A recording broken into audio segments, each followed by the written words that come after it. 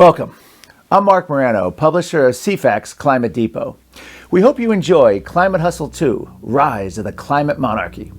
The film you're about to see was originally set to premiere in over 750 theaters nationwide and in Canada. But due to the coronavirus and the movie theater closures, we're releasing Climate Hustle 2 first online and then on DVD. The film's message is even more urgent given the lockdowns in the United States and in the world in response to the coronavirus.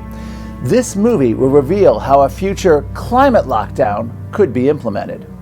Prominent climate activists and UN officials have noted approvingly how COVID-19 lockdowns can become a dress rehearsal for dealing with their alleged climate emergency. Take, for example, this comment from the UN's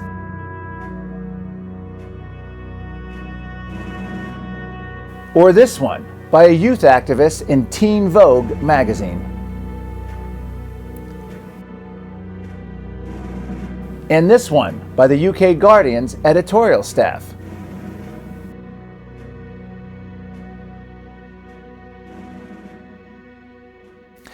In short, if you like living under a coronavirus government lockdown, you'll love living under a climate emergency. Please enjoy Climate Hustle 2, Rise of the Climate Monarchy. Thank you. Hello, theater goers. It's me, AOC here. You're here to watch a brand new movie, Climate Hustle 2, Rise of Climate Monarchy. But first, I want to tell you that there is no doubt that cow farts are making the climate change. I also, want to tell you about my plan to single-handedly save the planet. I call it the Green New Deal. I picked green because I'm still learning my colors. I came up with my plan after watching, the most important documentary on climate change. It's called Ice Age 2, The Meltdown. That's not me saying it, that's science. My Green New Deal will cost $93 trillion. Do you know how much that is? Me neither. Because it's totally worth it. If sea levels keep rising, we won't be able to drive to Hawaii anymore. So enjoy the movie. It's about to begin. Please stay in your seats after the film because I'll be back for a special climate panel featuring John Stossel, Liz Wheeler, and Mark Morano. Roll the film.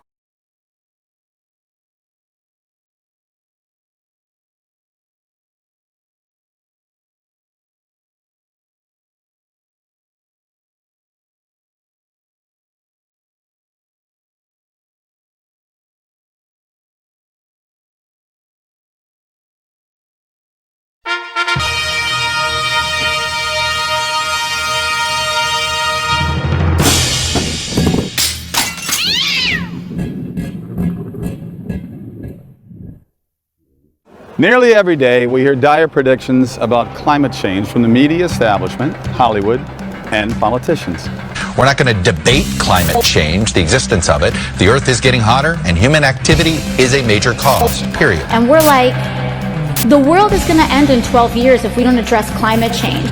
The new report from the UN predicts that at the current warming rate, millions more people will die from extreme heat by the year 2040. We've been told, as we know it, that by 2030, the world as we know it, that's it. That's it. When we return, a glimpse into the world of 2100 if global warming goes unchecked. It would wipe out a lot of civilization as we know it. War, famine, and drought, coupled with an unstable climate system, could push the death toll into the billions. This is a level of disaster that the world has never seen. They tell us that the world is coming to an end because normal human activity is raising the temperature to dangerous levels. To avoid a hellish apocalypse, they warn us we must immediately change our lifestyles and our very way of life. But are these sensational claims based on solid empirical science? Do the facts line up with the hype? Well, an increasing number of scientists are becoming skeptical. We covered what many of these scientists had to say in our first groundbreaking film, Climate Hustle. From overhyped claims about severe weather events, temperatures, rising sea levels, and even disappearing polar bears. Climate Hustle peeled back the hype and looked at the facts. Facts that simply don't add up to any reason for alarm. So this begs the questions. Why would those claiming a global warming catastrophe spread a false narrative? What would motivate them? Why would they try to hustle you? Are they trying to control the climate or you? Well, those are the questions we're going to explore in this film. And the answers may shock you. At its core, the motivations are as old as mankind itself. They revolve around money, power, ideology, and control. Stopping climate change is not about saving the planet. Make no mistake, this is a battle for our future. It's about climate elites trying to convince us to accept a future where they call all the shots, plan our lives, and regulate how we should live our lives. They want to create, in essence, a climate monarchy. To bring you this story, we're going to take you around the world. We're going to feature footage gathered by our reporter, Marc Morano of CFAX Climate Depot, who begins our report in Paris, France. Here we are in front of the Palace of Versailles, just outside of Paris. It was built in the 1600s and was home to a number of French kings, including the Sun King himself, Louis XIV. This is a splendid and opulent estate, designed to show the supremacy of the state and the ruling class over the common man. For the aristocrats, the parties here were legendary. It was a marvelous place to come, and the nobles had a very good life. Louis XIV, he was an absolute monarch, a dictator if you like, supported by an oligarchy of nobles. They were looking for an excuse to justify themselves and appealing to the divine. The divine right of kings is the idea that kings were kings because God wished them to be kings. This, I think, is the most fascinating question. Are they creating effectively a new climate monarchy with a new aristocracy? Today, like the nobility of old, world leaders, celebrity activists, and Western environmentalists also enjoy a lavish lifestyle and have no problem with multiple homes, endless airline flights, and luxuries galore.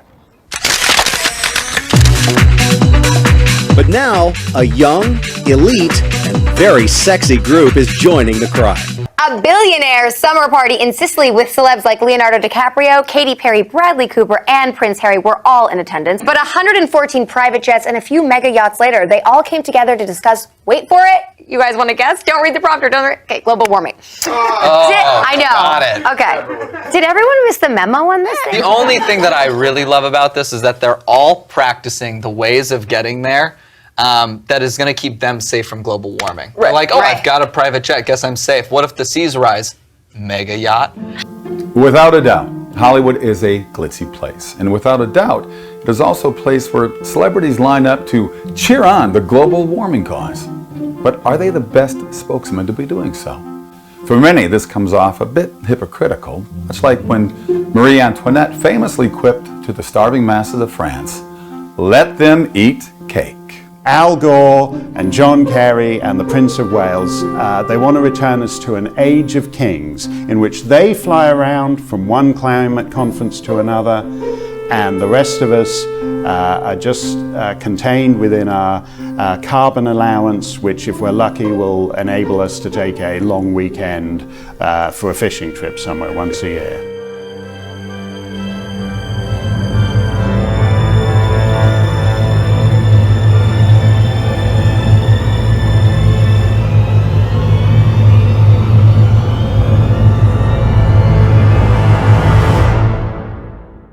Ladies and gentlemen, the thrice-nominated Leonardo DiCaprio and Vice President Al Gore.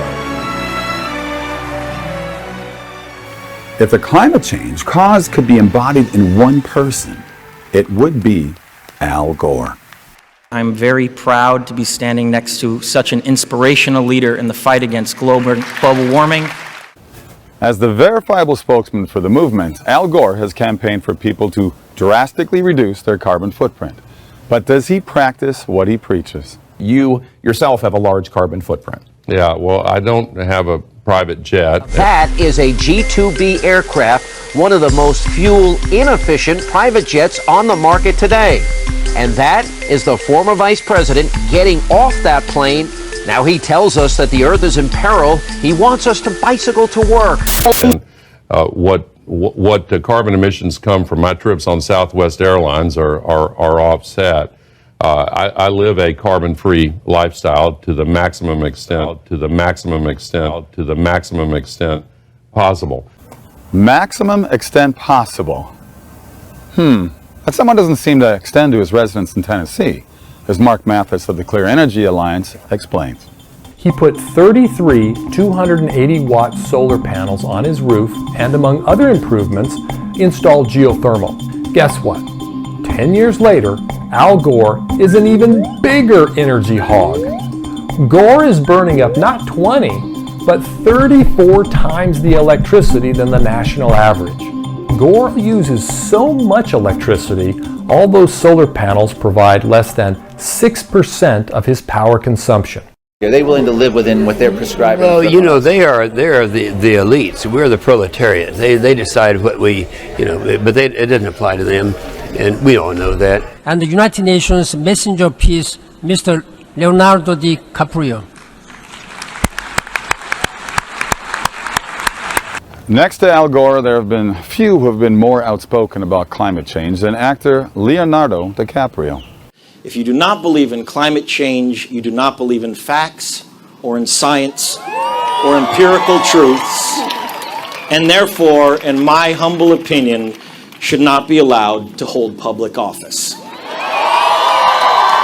The solutions we seek require all of us to make real changes in the way we live our lives. You've taken personal action. Tell me about some of the changes you've made in your day-to-day life. I try to live a green lifestyle, quote unquote. I mean, I've done the things that I can do in my house to make my house green, energy efficient appliances. I drive a hybrid car. I have solar panels. But despite his public claim to live a green lifestyle, DiCaprio also seems to practice a double standard, such as when he took a private jet an extra 8,000 miles just to collect an environmental award.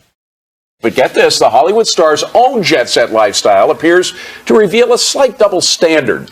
DiCaprio, who is believed to own at least 4 homes, reportedly taking at least 20 trips across America and around the world this year alone, usually on private jets, which use a lot of fuel. And get this summer, DiCaprio spending time on the 5th largest yacht in the world, a big boat, which, rented from a Middle East oil tycoon. But does his personal lifestyle, jet-setting around in yachts and planes, mean that he is a hypocrite? Though DiCaprio may be responsible for 500 times the emissions as the average Joe, it's a blip in terms of the effect on global temperature. But the boat throws me over the edge. That yacht is... The yacht. But remember, he doesn't own the yacht. He rents the yacht. But he does. But isn't he talking out one side of his mouth, though, if that's he's what I'm doing saying, that? because to me, it's like me promoting weight loss and eating a cheeseburger.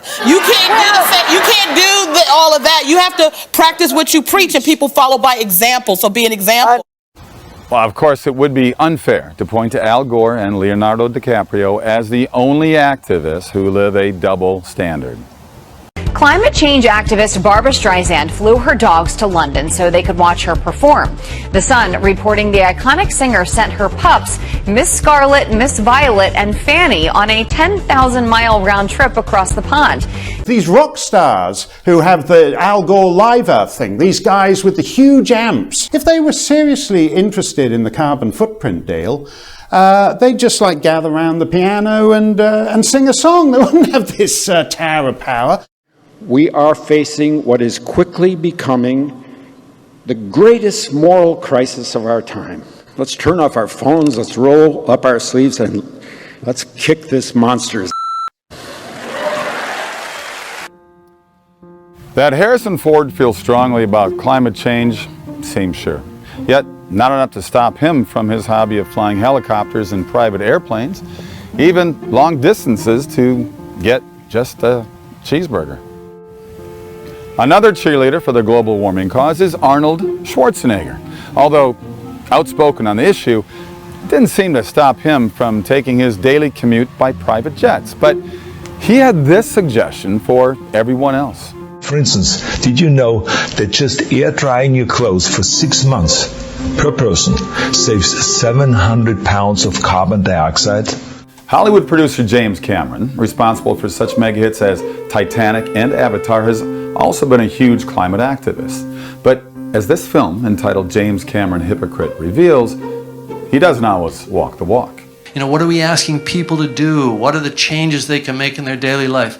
If you're an environmentalist, I say, my challenge is, you can't be an environmentalist. You can't be an ocean steward without truly walking the walk.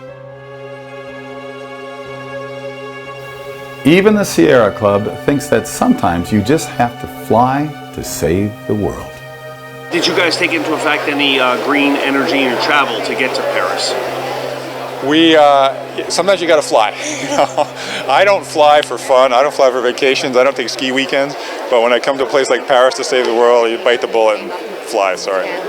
It's a horrible position that we trying to save the science are in, because these are the people that are very visible and very loved.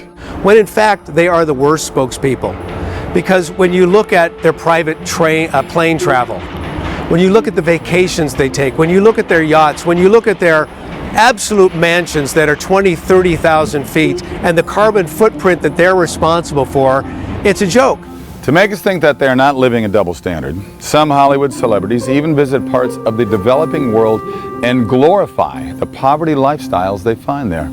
So beautiful. And then I took a poo in the woods, hunched over like an animal. Awesome. I'm so jealous right now. I'm going tomorrow to the woods. I'm going to the woods tomorrow. It was awesome.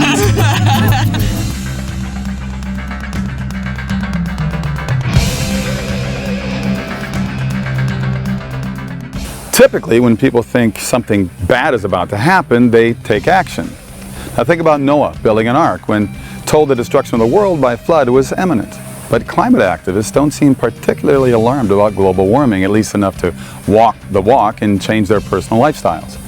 As Mark Morano points out, there might be a very simple reason for this. This begs the question. If these global leaders and activists really think we face a man-made climate apocalypse, why have they not changed their ways and cut back on their CO2 emissions and overall excess? Is there something they're not telling us about the science? By the end of this century, if emissions keep rising, the average temperature on Earth could go up another 4 to 8 degrees. What I'm saying is the planet's on fire now, and this is an actual crisis. Got it? CO2 is the control knob. It's one variable, one response number. You know, this is believing in magic.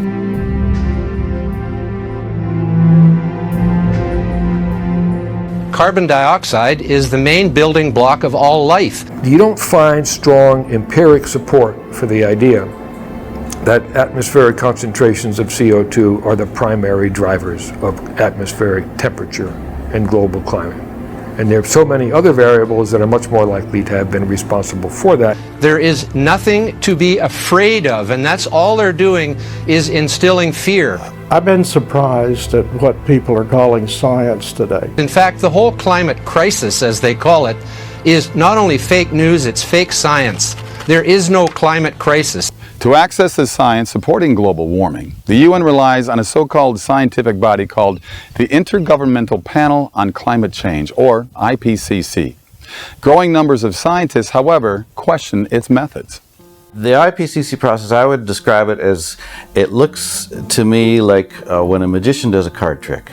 And you're watching him shuffle, you think he's totally shuffling the cards, and actually he's not shuffling them at all, and he knows exactly where the card is that he needs to be on top at the end.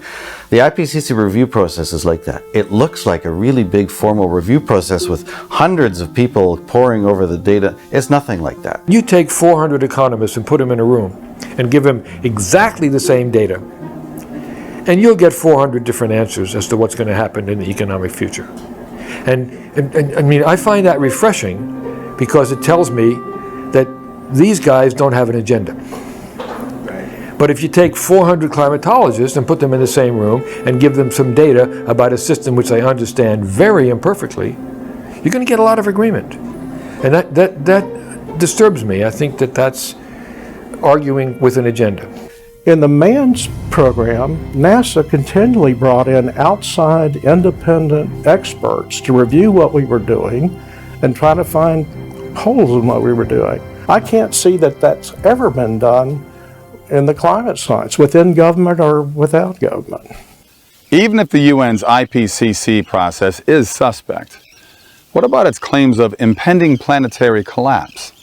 Well, it seems even here, on issue after issue, cries of doom and gloom are greatly exaggerated.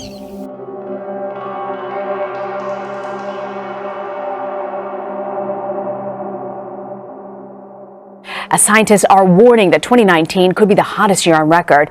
New data from the federal government show 2018 was the fourth hottest year since scientists began keeping records in 1880.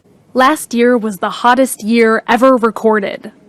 It's a declaration scientists have been making every January for the past 3 years. Should people be afraid when they hear that we're in the hottest year, hottest decade? If you look at maximum temperatures, the 1930s are way, way above anything in the post-2000 era. I think that if you look at the history of the human species, you will find that we've fared better in warming times than in cooling times. The point is, you're dealing with something very small, very uncertain. It's uncertain to a very large fraction of that. I think the average temperature of the Earth is equal to the emperor's new clothes. Was a boy who said, cried at Mike, the emperor has no clothes on. And I would cry out and say, you can't measure the temperature for the whole Earth. The record, instrumental record, is, barely 100, 150 years old. In that instrumental record, we've had very little change over the last century and a half. The predictions were that there would be massive warming by now. It's not happening. And so that whole claim that each year is hotter than the next doesn't really take into account the 1930s heat wave. And the reason it doesn't is because both NOAA and NASA and other agencies in England have subtracted temperatures from the 1930s to make them look cooler. It's twisting words to confuse the public. And when you do that, you should be called out because you're being dishonest. I love this planet, and I love the environmentalists. I hate pollution. By the way, carbon dioxide isn't a pollutant. CO2 is not a pollutant, and it has become so distorted. My science has gone so bad, it drives me nuts. I've spent 50 years as a working scientist, and when any experienced working scientist sees science being abused, which it is most dreadfully in this global warming debate, then he or she, hitches up their britches and gets in there and does something about it. As a scientist, I'm never totally signed off. I never say it's over. But as best I can tell, the whole global warming thing is in fact invalid. It's science gone bad. Well, excuse me, this is my science. Okay. I'm a meteorologist. My science, my lifetime, goes bad and creates a national crisis. Are you kidding me?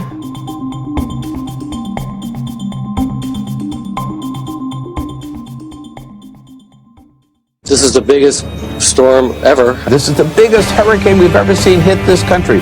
If we would do more on climate change, we'd have fewer of these hurricanes and other types of storms. Everyone knows that, except a few. Are hurricanes increasing? Depends on what date you want to start, but on climate timescales in the United States and globally, no.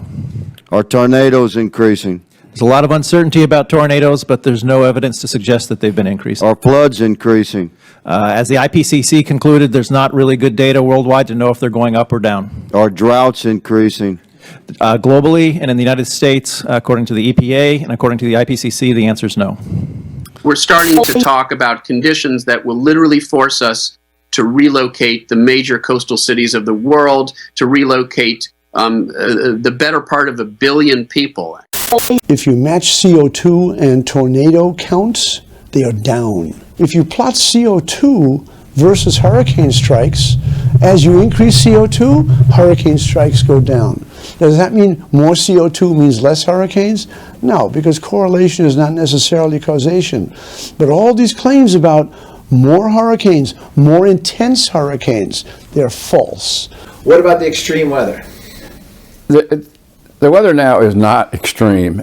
If you look at tornadoes, hurricanes, forest fires, almost any kind of big weather event, and they are weather events, they're not climate events, what you'll see is that they all trend downward.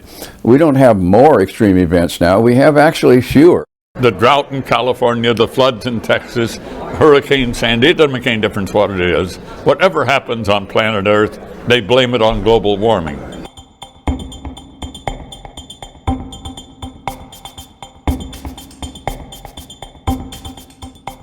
Jarring research tonight on climate change and sea level rise. It's laying out a new timeline for when several major world cities, Miami included, could be underwater. We'd have to invent new laws of physics for that to happen. There is no way that the ocean can rise that much. In the last 6,000 years, we've had a couple of feet of sea level rise. 6,000 years, and yet they expect 15 feet in the next 85. It can't happen. I looked at literally thousands of tide gauge records all over the world, and there seems to be a very stable, steady rise of sea level at about 7 inches per century. So if you look at a human life in terms of a 50-year period, that's about 3.5 inches, and you're never going to know it.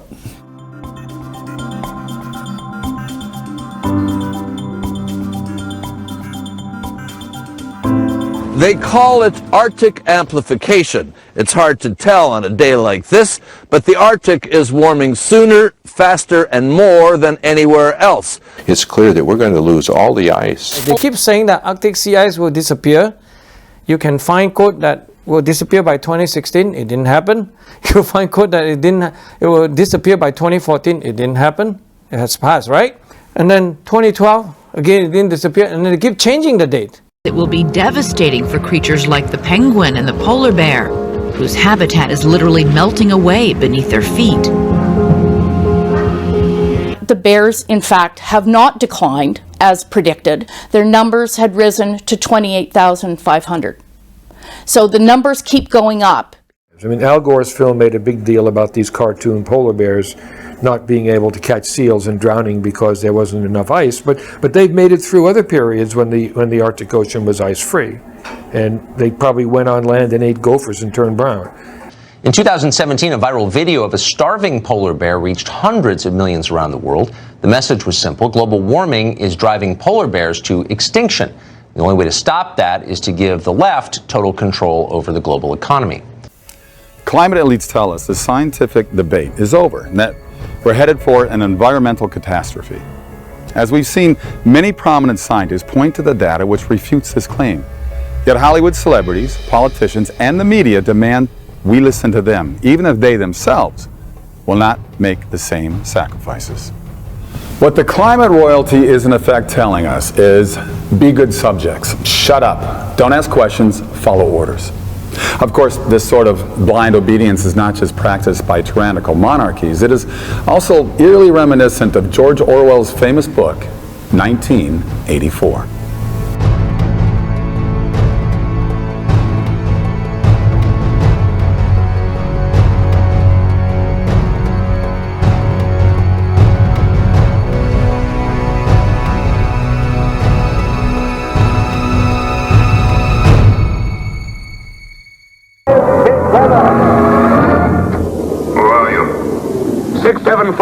Smith, W. Where do you work? In the Ministry of Truth.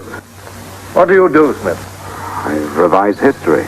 As a freshman in college, I read 1984, George Orwell's book, and I'm unbelievable, but it seems like with regard to science, we're about where George Orwell said we would be in 1984. You know, you have people rewriting the history just like they did then. They're doing it now already, you know, changing the temporary history of the Earth.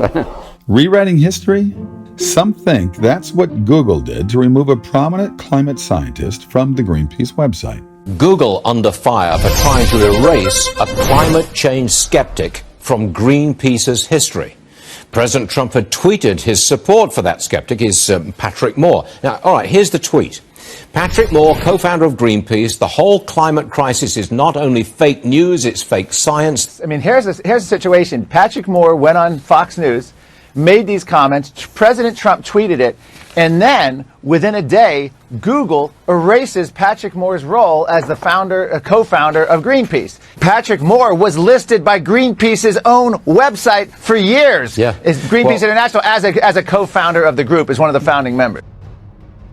In 1984, strict adherence to the party line was not optional, even if the facts reveal otherwise. Do you remember writing in that diary of yours that freedom is the freedom to say that 2 + 2 make 4? How many fingers am I holding out? 4. And if the state says not 4, but 5, how many? 4. Take him. So if the data are contrary to your testimony, would the Sierra Club issue a retraction? Sir, we concur with the 97% scientific consensus with regards to global warming. But I'd like to repeat the question and get an answer. If the data are contrary to your testimony, would the Sierra Club issue a retraction? We concur with 97% of the scientists that believe that the anthropogenic impacts of mankind with regards to global warming are true. Again, how many fingers? I don't know. You know, Mr. Meyer, I find it striking that for a public policy organization that purports to focus exclusively on environmental issues, that you're not willing to tell this committee that you would issue a retraction if your testimony is objectively false under scientific data. In the book 1984, conformity is the name of the game. Everyone must agree, no dissent allowed. In the climate debate today, we hear about an alleged 97% or higher consensus with the UN climate position, a number many think is manufactured. Are 97% of your colleagues against you? No. So I think the people with a geologist's perspective on the history of climate did not share the consensus that anthropogenic emissions of CO2 are the primary driver of climate. To the average person who finds the science incomprehensible, if you tell them 97% of scientists agree, okay, you're home safe. This is characterized as a 97% consensus amongst knowledgeable experts. But the person who said this didn't define knowledgeable experts. But I think knowledgeable experts mean the people who agree with me. The usual thing, you know, when they've asked people is, you know, has it warmed? Yeah, probably. I'm glad it's no longer the little ice age. Does man play any role? Some, probably. And then they assume this means the world is coming to an end. They don't even ask you that. It's beyond the consensus of 99% of the scientists. This is very effective. It just happens to be dishonest. One of the most disturbing components of the climate debate is the U.S. government's alteration of past temperature data to create an illusion of a much warmer future. There is a party directive dealing with the control of the past. Repeat it to me. Who controls the past, controls the future. Who controls the present, controls the past. The government, you know, trying to erase the recent hiatus in global warming, it really feels politically motivated. They desire the solution. The solution is bigger governments, more regulation, more control, more everything that's against freedom. That's what they want. And global warming seems to give them that. They had to demonize CO2, and that they have to show that it's not the beneficial, necessary gas that it is, and show that it's a harmful gas.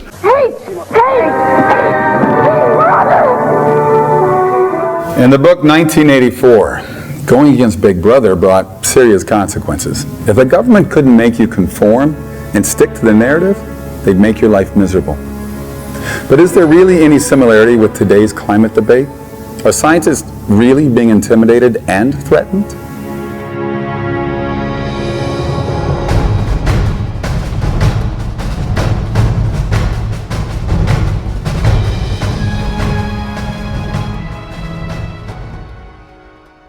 We're not going to give time to climate deniers. The science is settled, even if political opinion is not. As we should begin to love and value our planet, and anyone who believes that there is no such thing as global warming must be blind or unintelligent.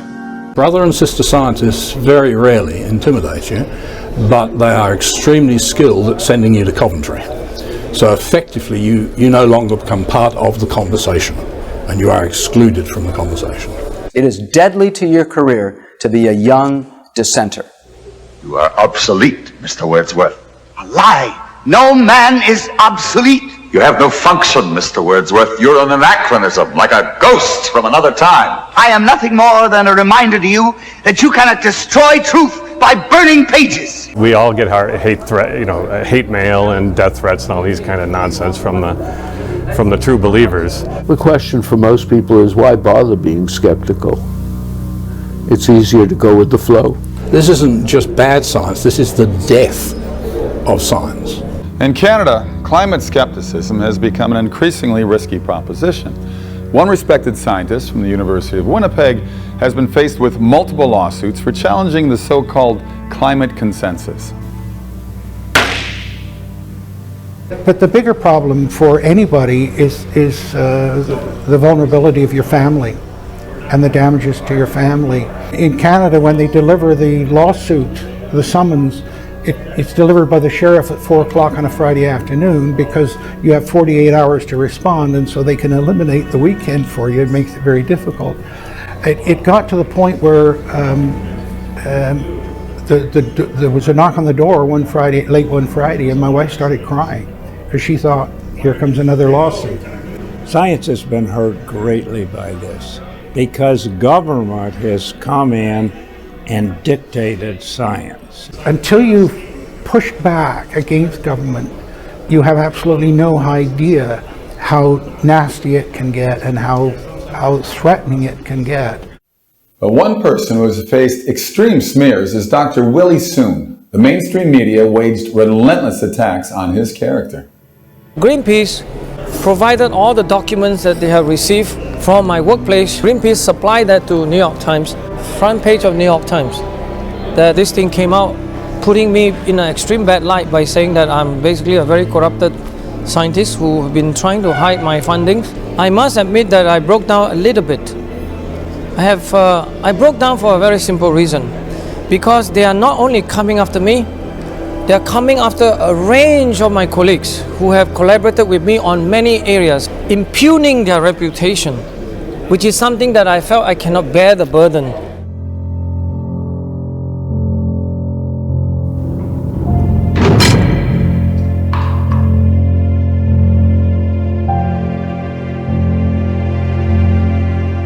Do I think they should be in jail? I think they should be enjoying 3 hots and a cot at The Hague with all the other war criminals who are there. Well, I wish that there were a law you could punish them under.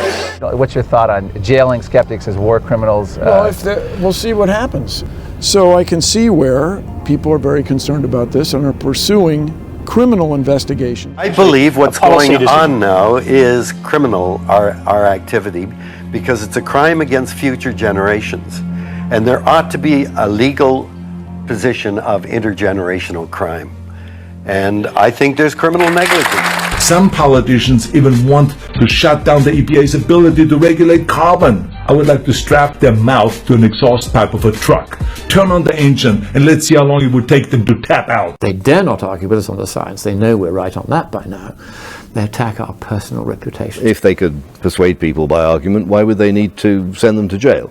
Scientific research has gotten you to this point, and they want to throw you in jail because of what you believe. To me, that's chilling.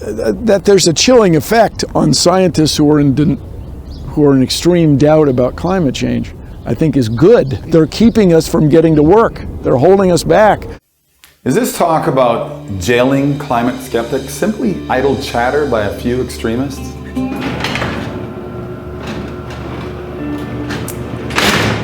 Not any longer. In recent years, there's actually been an effort on Capitol Hill to use a racketeering law known as RICO. The Racketeer Influenced and Corrupt Organizations Act was designed to combat organized crime such as the mafia for crimes including illegal gambling, bribery, kidnapping, murder, counterfeiting, embezzlement, drug trafficking, and now climate skepticism. Your colleague, Senator Whitehouse, has called for the RICO laws about racketeering, to be used against those who disagree with him on climate science.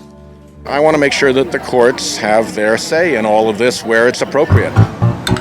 Do you know how fast you are going, Senator? Climate change. Senator, glass of Chardonnay. Climate change. If climate change is your only issue, Sheldon Whitehouse is your senator. Climate change. Climate change.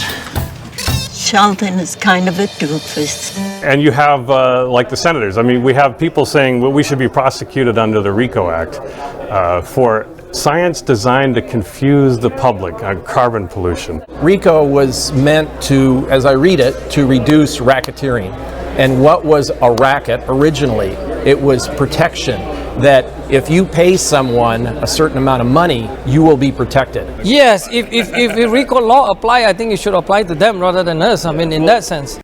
Even the mainstream media appears critical of Senator Whitehouse's efforts. What would you say to critics who say after 200 and some speeches, all you've really done is produce a whole lot of hot air?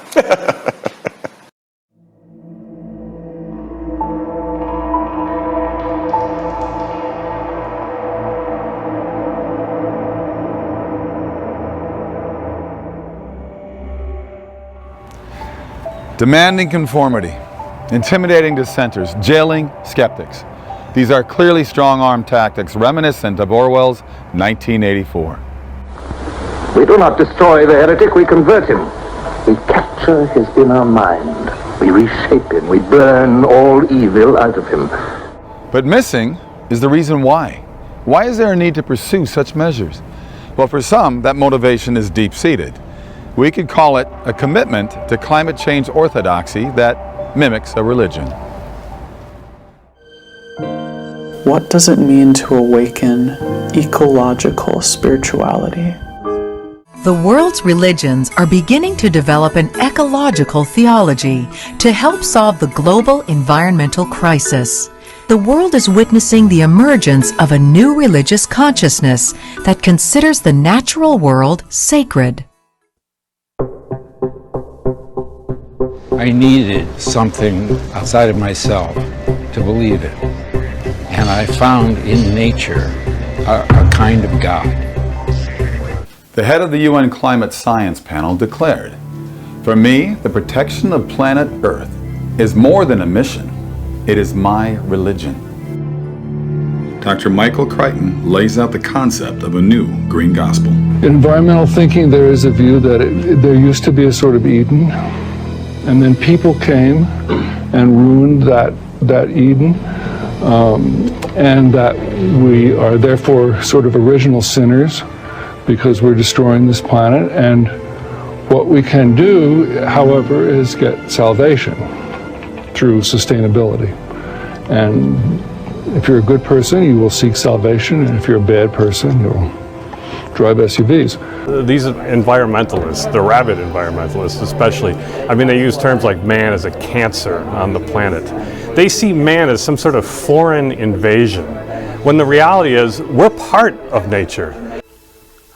You know, in a world where normal morality seems to have gone out the window, you can establish that you're a virtuous person by watching your carbon footprint and thus saving the planet. You know, it's a kick. Global warming really has become a new religion because you can't discuss it.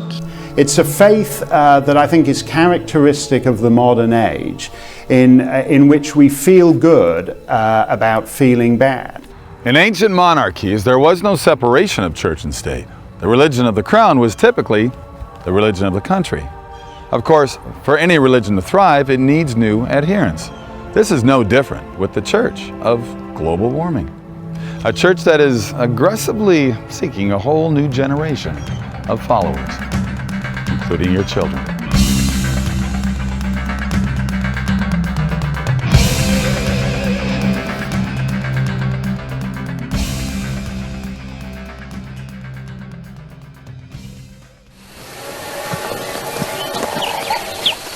Global warming.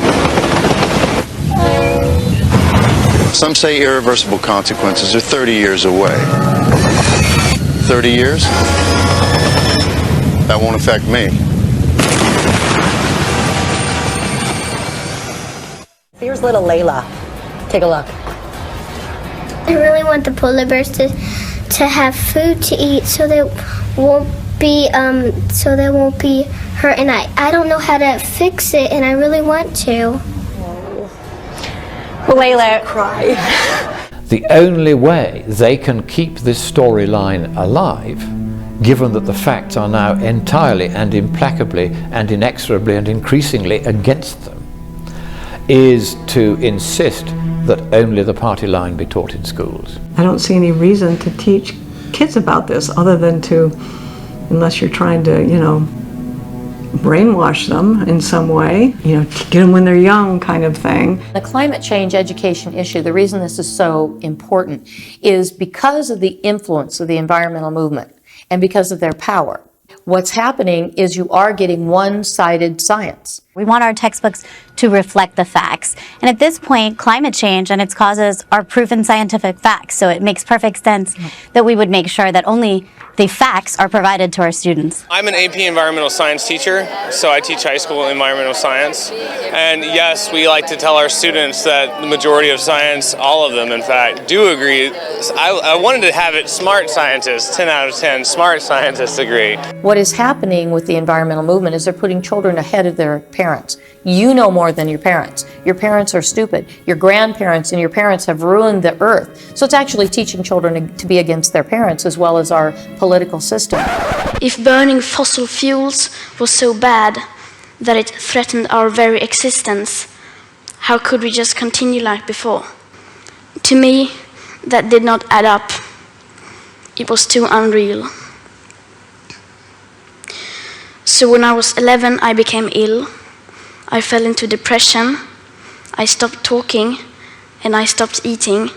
It's putting the weight of the world on these children's shoulder, and this is why our children are losing hope. The Weather Channel recently released this video featuring children as climate activists. Rising sea levels would displace millions. 97% of scientists agree that global warming started decades ago. We are astronauts on Mama Earth. We are astronauts, don't need no cars. We don't need no CO2. What we need is me and you. It's basically child propaganda. They don't understand green is political. It's not right. We should be teaching children critical thinking. But what does critical thinking look like in the classroom? Well, here's how a climate activist group showed how to persuade kids to go along with the green agenda. I would love it if you and your families would think about doing something. What sort of thing, miss? Well, like getting your dad to insulate the loft, or taking your next holiday by train instead of flying. Now, no pressure at all, but it'd be great to get a sense of how many of you might do this, just a rough percentage. That's fantastic! And there's not. Philip and Tracy. That's fine, that's absolutely fine. Your own choice. Okay, class, thank you so much for today. Oh, just before you go, I just need to press this little button here. Now everybody, please remember to read chapters 5 and 6 on volcanoes and glaciation. Except for Philip and Tracy, of course. Avoid it. This is like making me feel sad. That are stronger than ever before, or more drought, hurricanes, and wildfire than ever before. I'm like shaking now. You know, these kids, I mean, they're kids. They don't know. They listen to these adults, these in authority, and they believe what they're told for the most part. They're propagandized. There's no question about it. So the argument is, if I teach you a lie, you're going to assume the lie is correct because you know nothing different. I do go to a class of 16, 17-year-olds in school and start talking to them about climate, and they are amazed to hear that there is an alternative point of view. They simply didn't know that anybody challenges these propositions. The motive behind climate change education is basically dominate education. It is specifically to take over public education. It is to use alleged nonpartisan environmental education to politically indoctrinate America's children, and then again graduate a nation of obedient voters who will vote to impose this on the American people. We are trained as spies to follow people silently. Why were you following me? We are told to follow anyone who behaves suspiciously. I learned about global warming in school, and I always loved art and animals, and I decided to tie it together. And we need to go all out on this if we want to reduce our carbon footprint. You know, the idea of having a little elementary school police force that runs through and makes sure that you turn off your computer. And if you don't turn off your computer, you get a little green ticket. Turning it into a psychological weapon. You signed on to sue the president. Yeah. To sue the government of the United States. Yeah. Trump is not doing anything to help stop climate change. He's a climate change denier, and we're going to prove that to the world. And it's all about political indoctrination, and to just use the kids as a number instead of treating them as precious little individuals. I mean, it's eco-child abuse, pure and simple.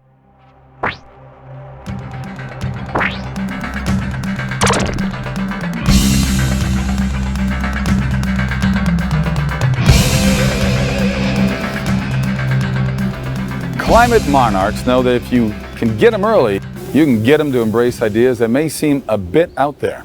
So just what are some of those ideas being championed by the climate elite? Climate change.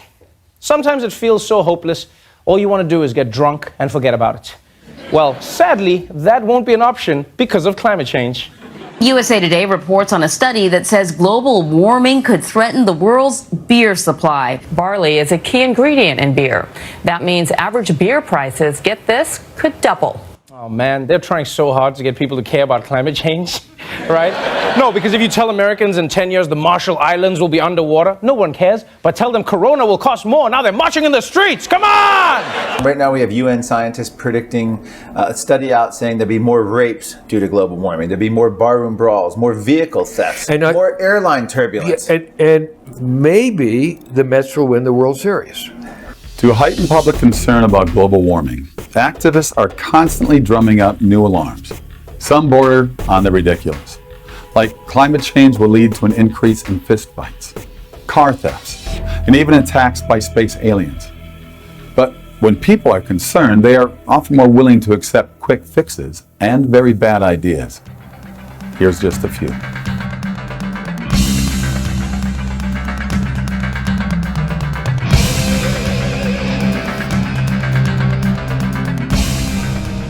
Around the world, renewable energy use is on the rise. And these alternative energy sources could hold the key to combating climate change. You're talking about zero carbon emissions, no use of fossil fuels within 12 years? That is the goal. It's ambitious. And How is that possible? You're talking about everybody having to drive an electric car? it's going to require a lot of rapid change that we don't even conceive as possible right now. The fact is, a modern society requires dense energy. Solar energy is diverse and diffuse. Wind is diverse, diffuse, and ugly. Even those who were once enthusiastic about solar and wind are now thinking otherwise. You know, and I was one of the founders of sort of the original Green New Deal back in between 2003 and 2007. People don't remember President Obama, we spent about $150 billion on renewables between 2009 and 2015. And we just kept encountering the same kind of problems everywhere that were related both to the essential unreliability of solar and wind. They just depend on when the sun is shining and wind is blowing, which is 10 to 40% of the year. If you run a small farm and you want to run it on windmill, God bless you, it's America, you can do whatever you want. But don't think you're going to run a commercial grid on windmills and solar panels. I'm an owner of a solar power system. Cloudy days, hazy days, night, these things affect the ability for solar power. What's the actual data show? Is solar now bigger than oil and gas and coal? Right, so I mean, solar I think is still below 1%, and it's unreliable, and it's very subsidized. When you see the subsidies disappear, even now with the alleged cheap prices, the solar panels disappear. I think the necessity that we face is transforming our energy system away from oil and fossil fuel to energy efficiency and to sustainable energy. You can't have 100% renewable. You can't even have 10% renewable energy without the prices going skyrocketing, which directly impacts everybody's life. And so It will never be an equivalent to what we have for fossil fuel, coal-based type power, or nuclear power, or hydropower, all of which provide steady sources of electricity. Both solar and especially wind power have been criticized for killing hundreds of thousands of birds and bats.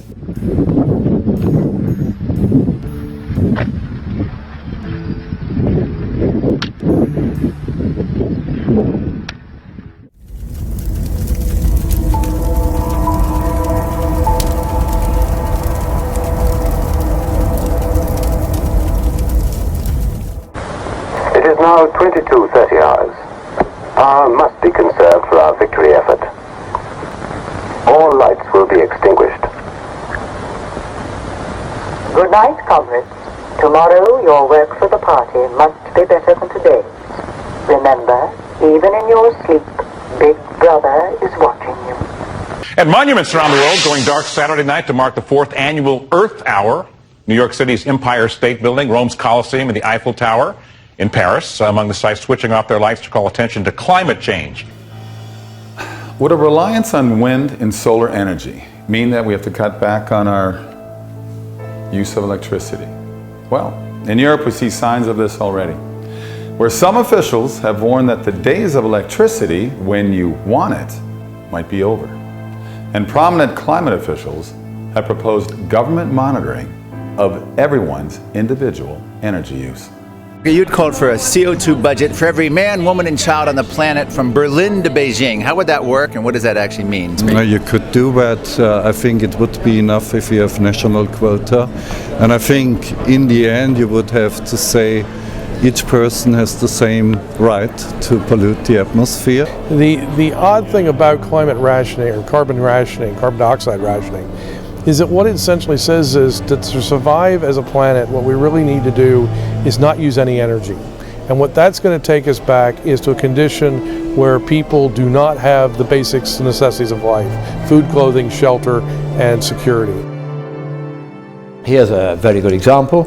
3 years ago in the United Kingdom there was a bitterly cold winter caused by global warming, so the extremists tell us. And 7,000 extra excess deaths over and above the 20,000 we would normally get in a winter were recorded. And they were recorded not because the weather was cold so much, as because the homes of the people were cold, because through the climate policies it had vastly increased, in fact doubled the price of electricity. Ordinary working people could not afford to heat their homes. We've got people in our own local church who can't go out, do other things because they got to keep the heat on in the winter. So the bills for ordinary people simply skyrocketed in the past years. So of course that it's much bigger burden relatively to poor than to the rich people. My greener friends who say that the developing world can leapfrog the developed world by using so-called renewables, that means solar energy and windmills, pretty much. That person lives in a fact-free environment. To force, obviously, the most vulnerable to choose between heating and eating, which is being proven as the result of this agenda, where we have actual deaths, not computer-modeled deaths 100 years from now, but seniors dying now.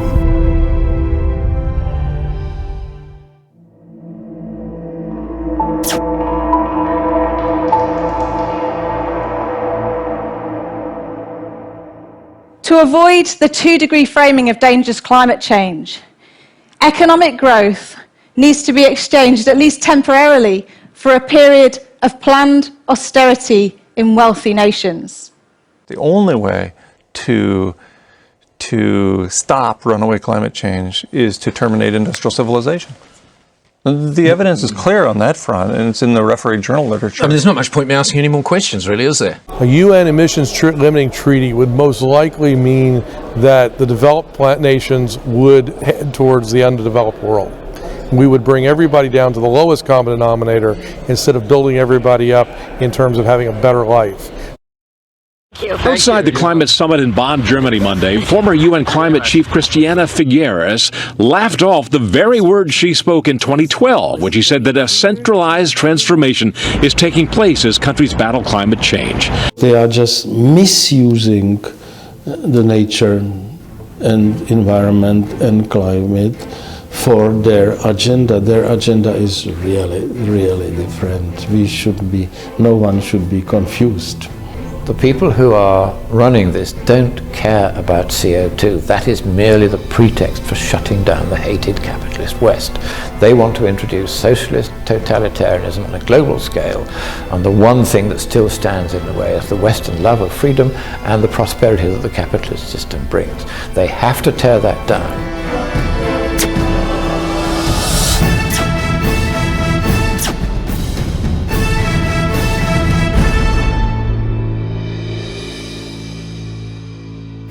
For the climate elite, regulating our light bulbs, thermostats, and SUVs is only a start.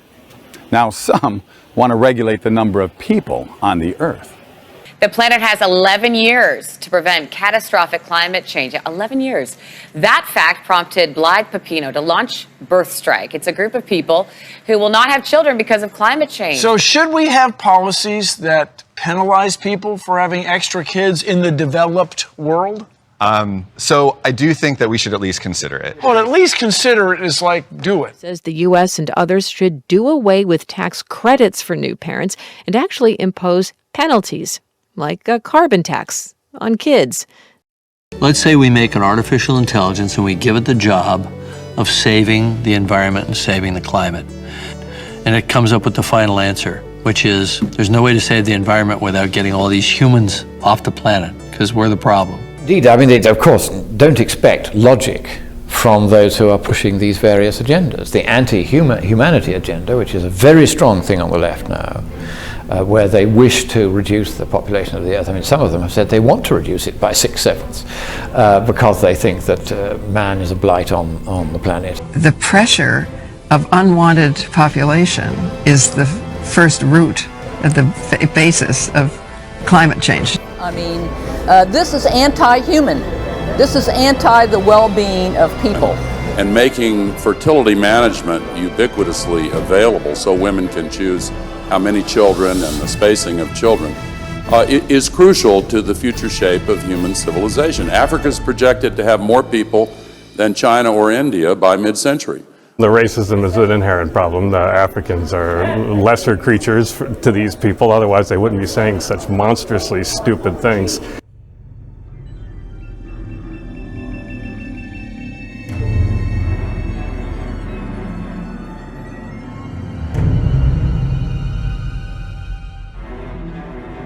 Now, it seems the crazy ideas just keep going from bad to worse.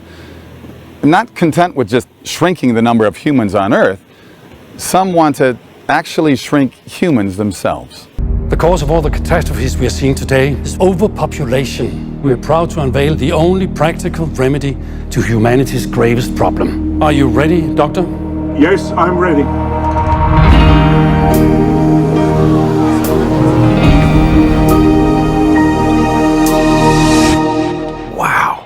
That is wild, isn't it? It's just wild. Alexander's movie is called Downsizing, and that's about the future in which people figure out a way to shrink themselves down to 5 inches in height as a way to offset climate change. Art imitates life in the most unexpected ways. Meet the man who wants to engineer a master climate race. New York University professor Matthew Lau. I call this human engineering, and what it involves is the biomedical modification of human beings to make them better at mitigating and adapting to the effects of climate change. The idea that, excuse me, that smaller people would be have a smaller carbon footprint. Will they consume less? That's right. So other things being equal, larger people consume more energy than smaller people. They also, for example, it takes more energy to transport larger people. You need more cloth, fabric to clothe larger people rather than smaller people. They wear out shoes, carpets, etc., etc. Make people shorter? Well, as preposterous as this sounds, some maintain that if we don't start altering people, global warming will alter us. The first scenario relates to global warming. We imagine that the ice caps are melting, we see a drastic rise in sea levels, and humans are forced to live in an underwater community. And so what we might see is changes to our body which help us to swim better. For example, we might see a lengthening of our fingers. This might cause us to evolve webbed fingers and toes.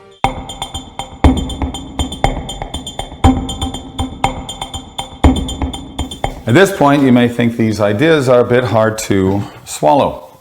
You may, in fact, be reluctant to go along with the program, but don't worry. Those in the climate elite are developing a solution.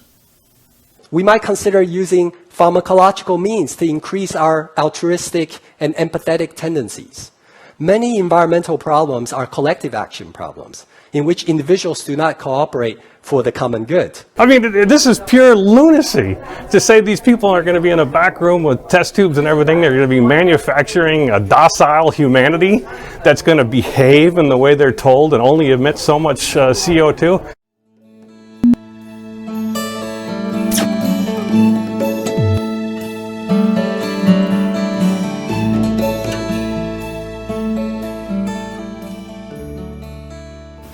The biggest modification is changing what we eat, which means no meat. Al Gore, a carnivore no more. I've been a vegan for 5 years. Less meat, less heat, more life.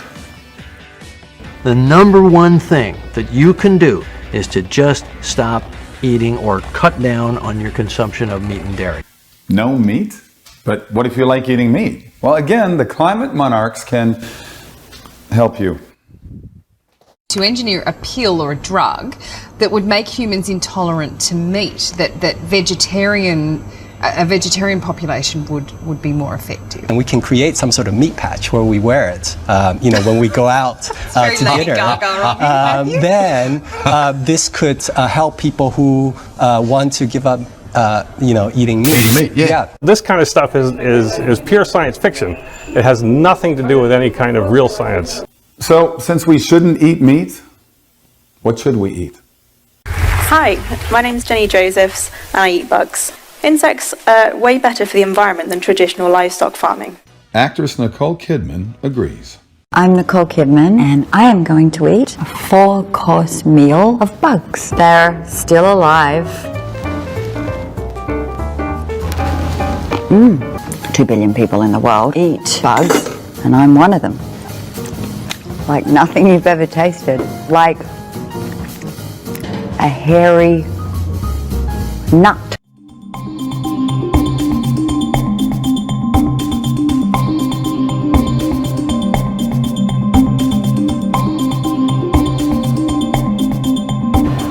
The effort to indoctrinate the public, even with some very strange ideas, is being carried out with intense fervor.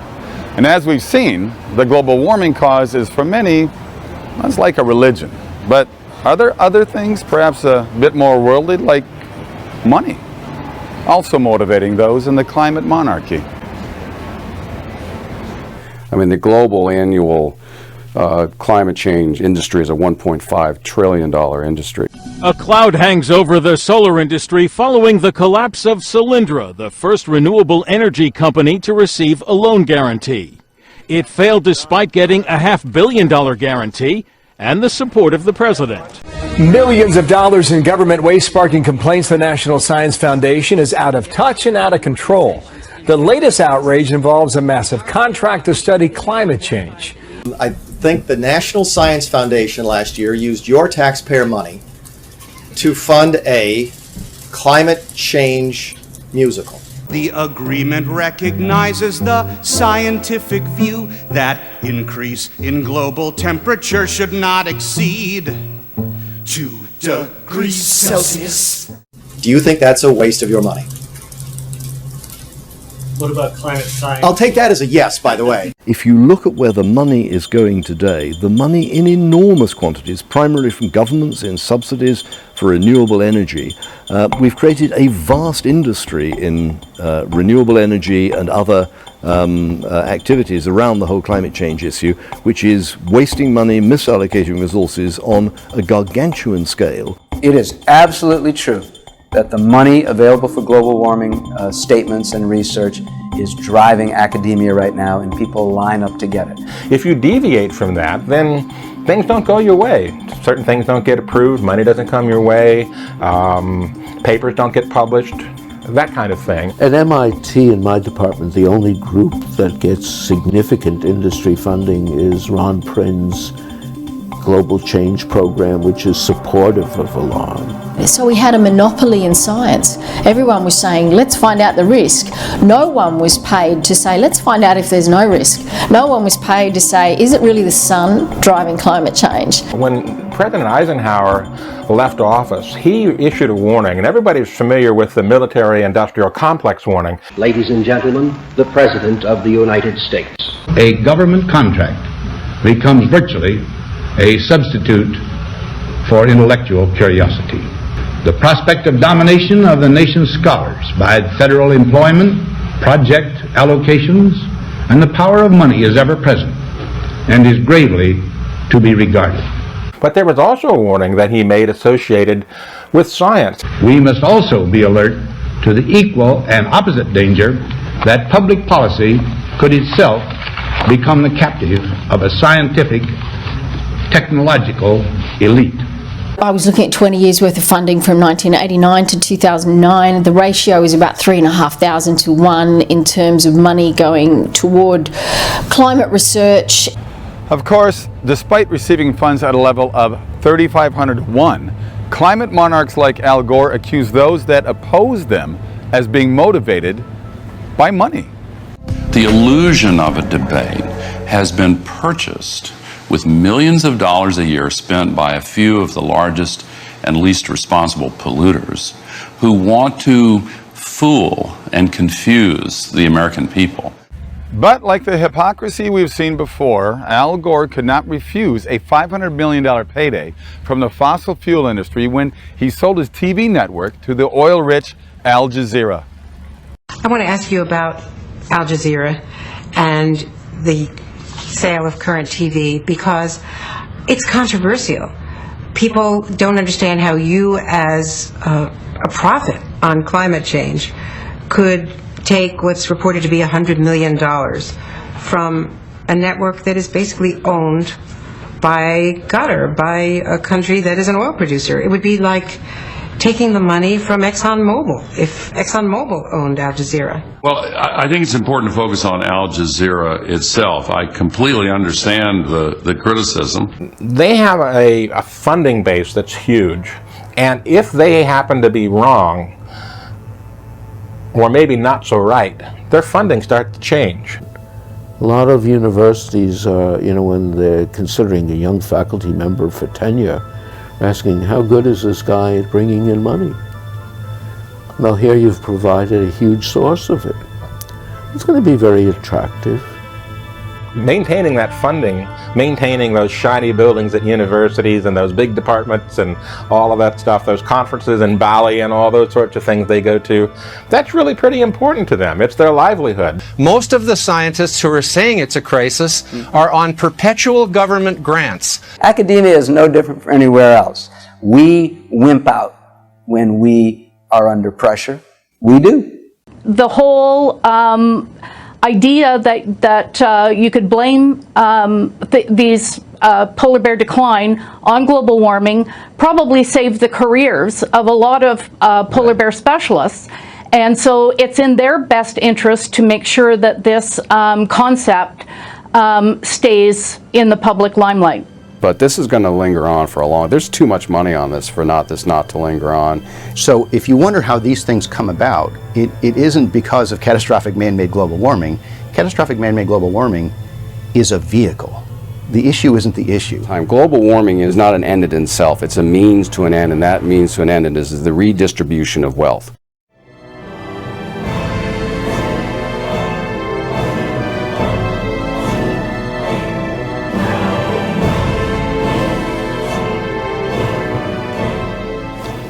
In the Middle Ages, kings would sometimes create a crisis in order to mobilize the public toward something else they were trying to obtain. Typically, this was done by declaring war on foreign kingdoms whose subjects they wished to rule. Is today's climate monarchy pursuing a similar strategy? This is a man called Saikat Chakrabarty. He's Alexandria Ocasio-Cortez's chief of staff over in the Congress. Here's what he told the paper, quote, "The interesting thing about the Green New Deal is it wasn't originally a climate thing at all." Do you guys think of it as a climate thing? Because we really think of it as a how do you change the entire economy thing. Like, this is the war, this is our World War II. The freshman Democrat also asking for support for a resolution which outlines a plan to eliminate carbon emissions in the United States in a decade. The letter reads, quote, "We call for a national social, industrial, and economic mobilization at a scale not seen since World War II," end quote.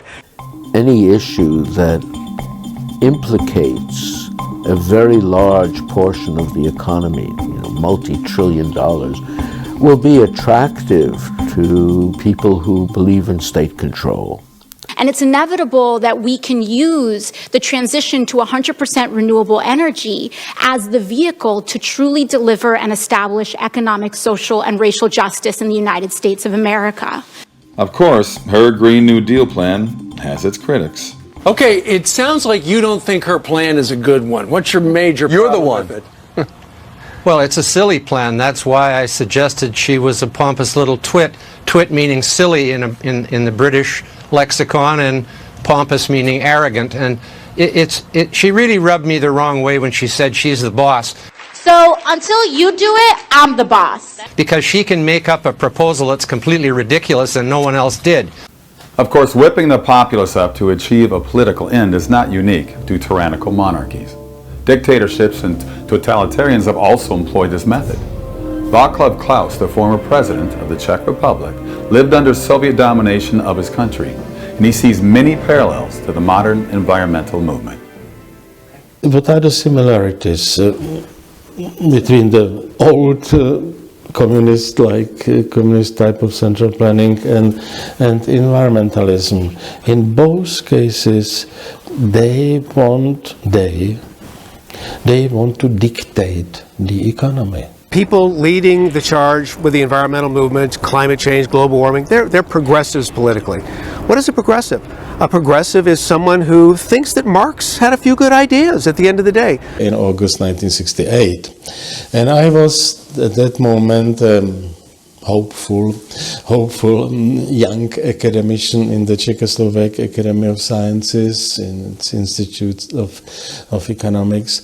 So I was labeled the leading anti-Marxist and the leading anti-socialist. So I was not able to teach. I was not allowed for 20 years to enter a classroom. I was not allowed to publish, not to speak about books. Klaus sees parallels to the climate movement of today.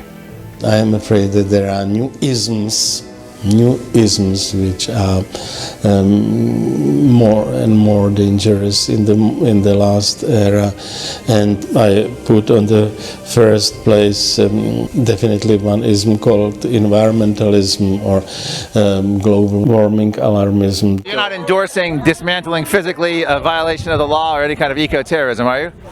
It depends on the circumstances. So that's not out, it's a possibility. Means necessary, we mean by any means necessary. Okay. We would support it. Our life in communism increased our sensitivity to all waste, all endangering of freedom and democracy in the world, and therefore I am so active against another ideology which is killing freedom, democracy and prosperity, which is global warming alarmism and environmentalism. It's fascinating to me that this movement seemed to be energized by the end of the Soviet Union, the collapse of communism. Stopping climate breakdown at the same time as stopping ecological breakdown. There's time, but we can't do it by just pissing around at the margins of the problem.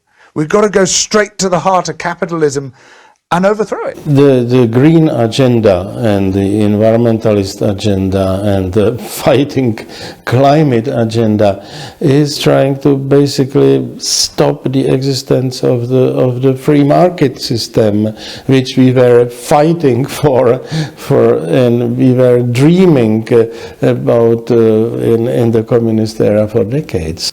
Klaus's sentiments are shared by others, like Peter Mach, who also lived under Soviet oppression.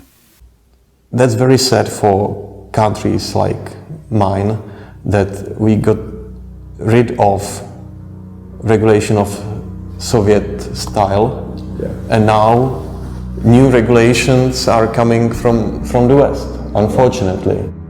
It's not about fresh air, it's not about clean water. It's about a political agenda that is meant to hammer America first.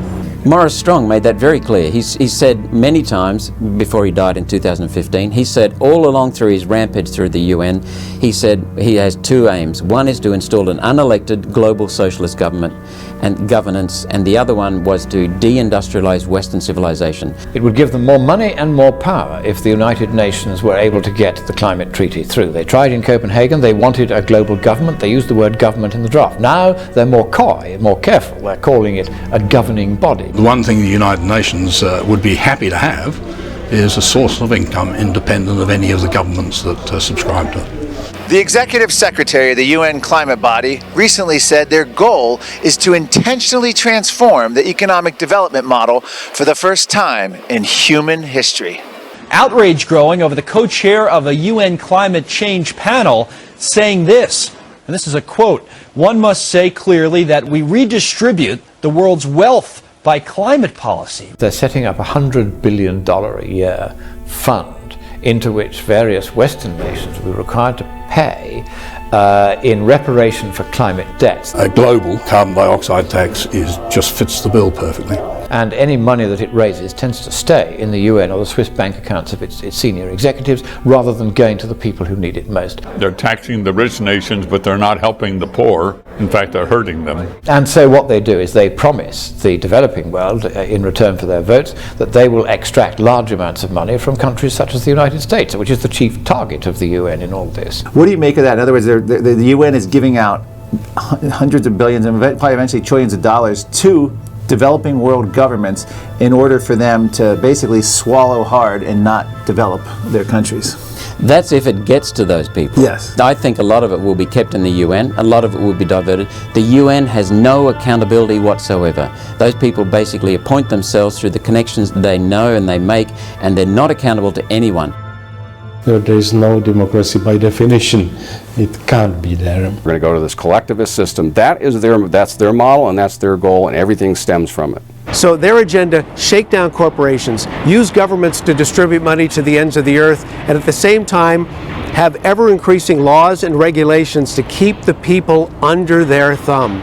You have no freedom, you have no control over the political process, you are a mere drone. Who's behind that curtain? You know, like in The Wizard of Oz, I am the great and powerful. So who is that guy? It's a number of players. You have very, very wealthy, elitist individuals like your George Soroses. You have politicians around the world who also believe this. You have very wealthy foundations with huge endowments that are behind this. You have our colleges and universities, some of those with large endowments as well. So you combine this, and this is among the biggest scandals ever. It truly is shocking.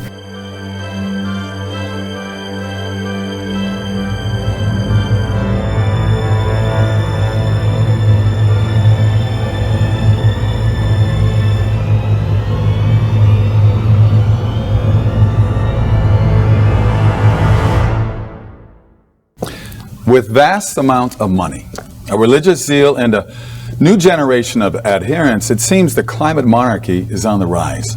But where does this all go? What is at stake if they achieve their ends? Mark Morano looks into this issue. So this is what it all comes down to: a climate monarchy. Leaders living one way with a lavish lifestyle, while the public, let's call them the masses, live a life of deprivation and limits. Politicians deciding and determining our economic and energy choices in order to prevent an alleged climate crisis. And none of the strategies that have been offered by the US government or by the EPA or anybody else has the remotest chance of altering climate if in fact climate is controlled by CO2. The burden is always on America and on some of the more developed nations. And I'm convinced that what's really at root is a desire for other governments to impose control in a almost one world government kind of way upon America and the rest of the nations of the world. What does living in a 4 degrees warmer world look like fresh water shortages, higher greenhouse gas emissions, unprecedented fires, worldwide destruction. Join us in the Ministry of Climate Change and Environment at the World Government Summit. We are going to contribute $3 billion to the Green Climate Fund so we can help developing nations deal with climate change. Did Congress approve the Green Climate Fund? Senator, as I said previously, we reviewed with our lawyers the authorities we had and had provided resources in accordance with those authorities to meet what Right, but the fund itself, I mean, it went into an account. Did Congress approve that account that it went into? that we have the authorities that Congress provided us to make that But payment. did Congress approve it? Did Congress The approve account, the what? Green Climate They've Fund. passed an appropriations bill that we've reviewed the authorities of and have used to make this payment. And when you sit here before the American people and say that the Green Climate Fund was never approved by Congress and yet $500 million just went to it, I don't think that lawyers can replace the Constitution. But we have to put our money where our mouths are. If powerful nations, like my own, accept constraints. In fact, we're all going to have to give up a little bit of our sovereignty in order to make the world work. Inside the policy, you need a law. You need a rule. You need the coercive power of government to say, do this. We will need governmental actions. We need to put a price on carbon. We need to put a price on carbon in markets, and we need to put a price on denial in politics. But how can they possibly get all the countries to willingly agree to give up their sovereignty? If you can identify a threat that is global and then say we can only respond adequately to that threat with regulations that go across national borders, now you have a rationale for global government. It's a scam. There's nothing sure. It is a scam. It's been going on now for about 40 years. Started by Maurice Strong from Canada as part of the UN. It's part of the UN's agenda for 21st century global governance. And they're just trying to erode sovereignty and take control of each of the countries through their energy policies and through finance policies. Le pari pour le climat est accepté.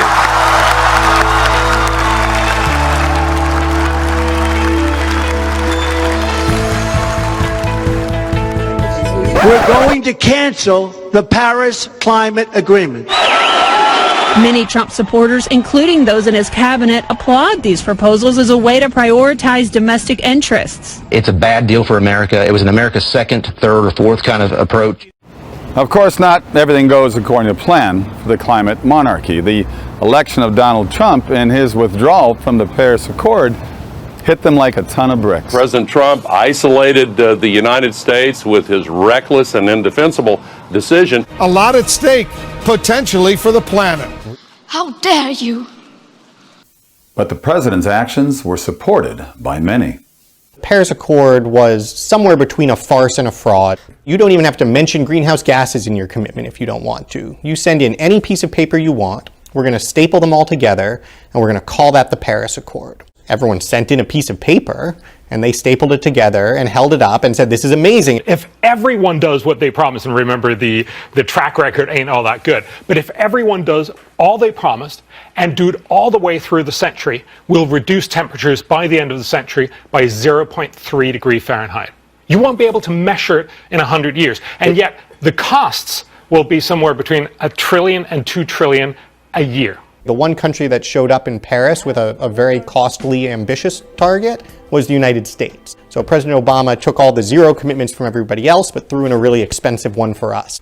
Even the federally funded climate change play, the great immensity, ridiculed the futility of UN climate agreements. Reducing emissions with no specific commitment regarding the level of emissions or any future reduction of emissions, and in addition a commission to watch the condition of emissions with no power of enforcement.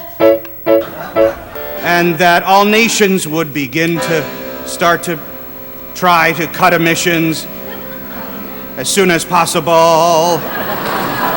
So what is your view of this new UN climate treaty, and what impacts will it have, and how how do you view it? I am, of course, very much opposed to that, as I has been in the past. For me, in some respect, it's more or less nothing new. It's just the quantitative increasing of all the ways how to block free human activity. They want to dictate it, control, regulate, mastermind from above. What about centralized transformation? What about people who might be afraid that the UN is going to essentially be a sort of climate central power as opposed to...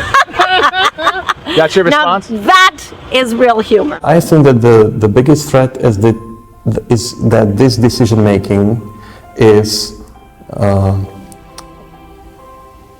not in line with the democratic process. It's going to be very like the old Persian Empire, where you had the emperor and his court, and then you had what are called the satrapies, and these were all the individual nations who paid tribute to and acknowledged the authority of the emperor, and they acted as his poodles in all the different capitals.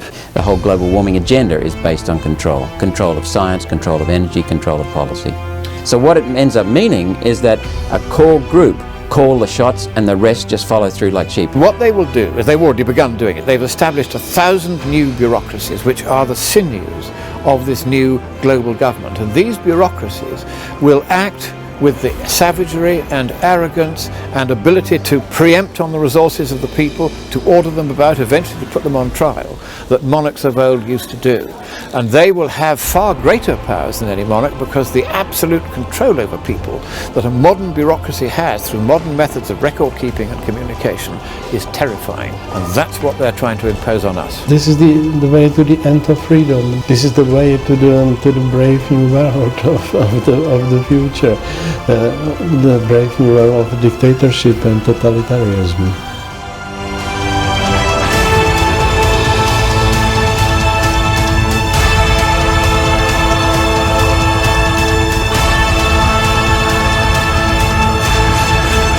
This, then, is a story of the future.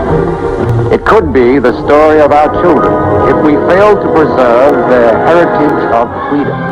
I had a Parisian man come up to me, and I was complaining about how things in America are getting so strict, and we're having all these rights taken away from me, and I just want to give up. He grabbed me by the arm and looked me in the eyes and said, "You as Americans can never give up." He said, "You are the last vestige, you're the last front in protecting liberty." He said, "Europe is gone.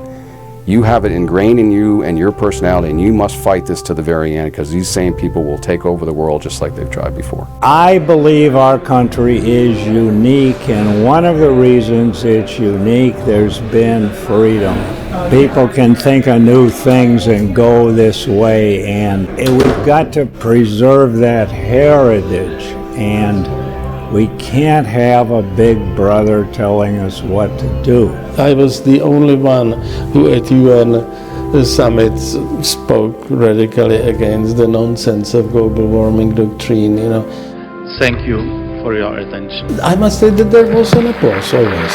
That in UN, not just silence or not just protest.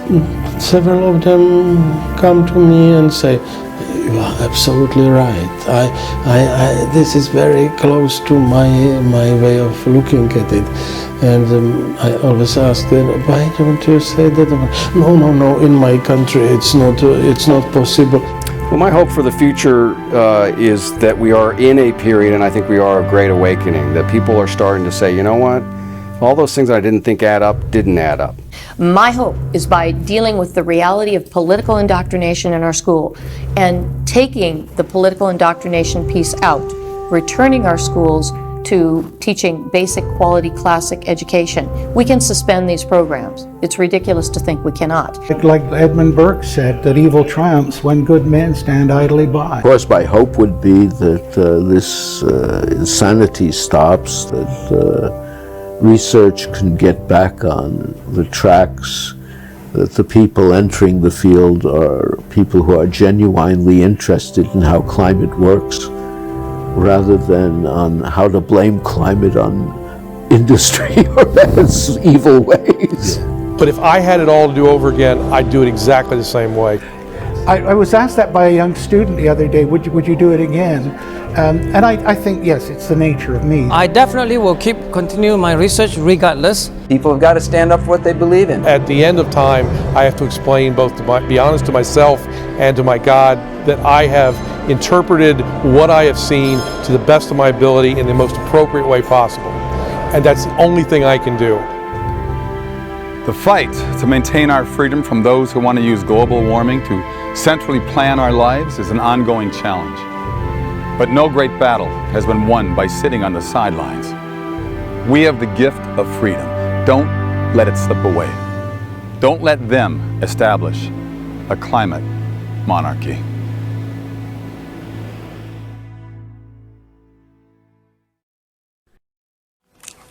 Hello again. AOC here again. I hope you learned a lot about climate change in this movie. I know I did. I used to not believe in climate change either. I thought I meant Mother Nature was transgendering into Father Nature. Who knew that shrinking people to 5 inches tall and eating bugs could save the planet? Did you know that? Now, we go to Washington, D.C., which is named after our first president, George Washington, D.C. Liz Wheeler is hosting the climate panel. Stay tuned. You won't want to miss John Stossel and Mark Morano. Hello and welcome to our special feature. My name is Liz Wheeler. I host the show Tipping Points on One America News. We hope you enjoyed the film Climate Hustle 2. You can visit our website at Climate Hustle 2, that's the number 2, climatehustle2.com. Please stay in your seats.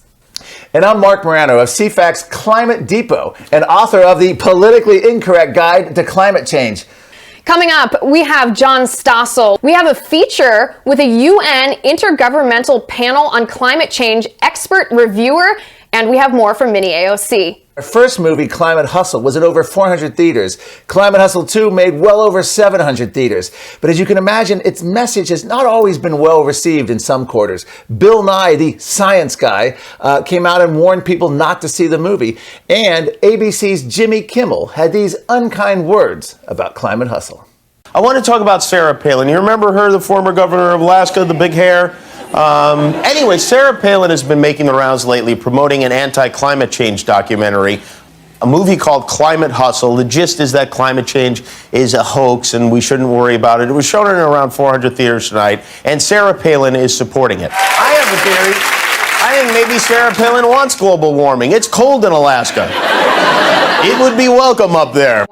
Mark, we just watched some very disturbing footage in Climate Hustle 2 showing climate activists trying to reorder government in the world. What's the reaction been from audiences who viewed this film? Well, as you can imagine, audiences are hungry for this kind of a message. However, the establishment is hungry to shut this down. And in what we've seen the last few years is calls for a climate emergency creeping in everywhere. Academia, cities, media outlets like UK Guardian, Telemundo, all declaring a climate emergency. Right, and that's very interesting that you mentioned that, because there's a geologist named Gregory Wrightstone who says climate activists and the left need to call this a climate crisis in order to achieve their goal. Take a look. Do we face a climate emergency? Well, actually, I'm a climate realist. I live in the real world and I see what's actually going on today.